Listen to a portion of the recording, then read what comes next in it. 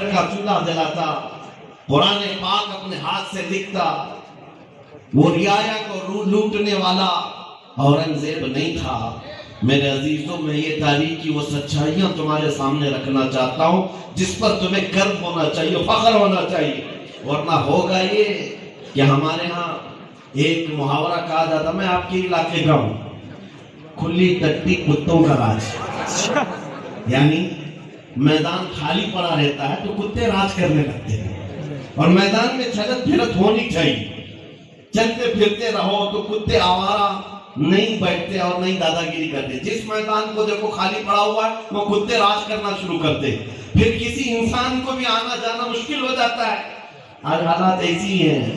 عزیزان گرامی، تم نے اپنی تاریخ کو بھلانا شروع کیا نوجوانوں، اس لیے پہاڑی چوہوں کا ذکر شروع ہو گیا، کتوں کا ذکر شروع ہو گیا.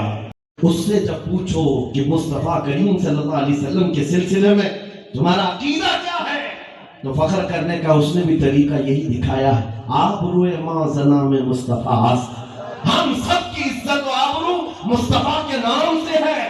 بریلی سے کہہ رہے تھے وہ جو نہ تھے تو کچھ نہ تھا، وہ جو نہ ہو تو کچھ نہ ہو. اور اقبال ادھر سے پکار کر کہہ رہا تھا، ہو نہ یہ پھول تو بلبل کا ترنم بھی نہ ہو، چمن دہر میں کلیوں کا تبسم بھی نہ ہو نہ یہ ساقی تو میں بھی نہ ہو، خم بھی نہ ہو، بس میں توحید دنیا میں نہ ہو، تم بھی نہ ہو.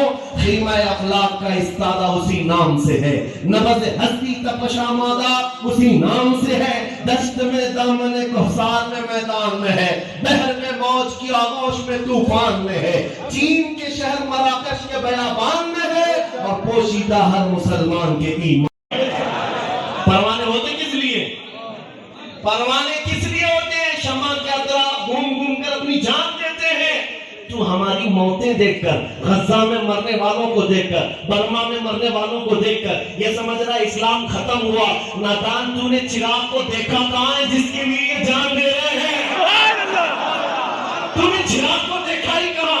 پروانوں کی موت سے یہ مت سمجھنا کہ شمع گل ہو جائے گی. ان کتوں کو میں کہتا ہوں، غزہ کے ظلم پر، ان مظلوموں کے ظلم پر دیکھ کر تالیاں بجا رہے ہیں اور یہاں سے کمنٹ پاس کرتے اچھا ہو رہا ہے. اسرائیل صحیح طریقے سے سٹیک نہیں ہے. یہ ظالم کافر کیا سمجھتے ہیں جو روز ہم سے الجھتے ہیں؟ ابھی کربلا کا آخری میدان باقی ہے.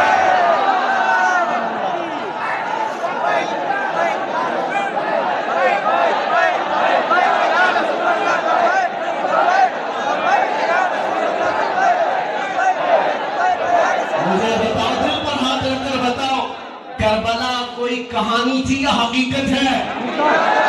کہانی نہیں ہے. ہاں، ہم کوئی انسد ایسی نکال کر کے 40 لاکھ سال 50 لاکھ سال پہلے کی کہانیاں نہیں بیان کر رہے ہیں جس کا کوئی وجود ہی نہیں ہے.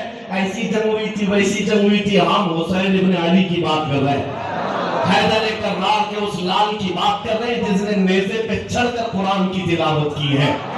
میں آپ کو کہہ رہا ہوں کہانی نہیں ہے، حقیقت ہے. تو کیوں سنائی جاتی ہے؟ کیوں سنائی جاتی ہے؟ ماتھا پیٹنے کے لیے، سینہ ٹوکنے کے لیے اور رو رو کر کے ماتم کرنے کے لیے نہیں ہے. کربلا کی داستان بار بار جوانوں کو اسی لیے سنائی جاتی ہے، ان کی باتوں پر کبھی نروس نہ ہونا، کربلا کو یاد کرنا. اسلام زندہ ہوتا ہے ہر کربلا کے بعد. اگر وہ حقیقت ہے تو کیا؟ مجھے ایک صاحب نے، بلکہ ہمارے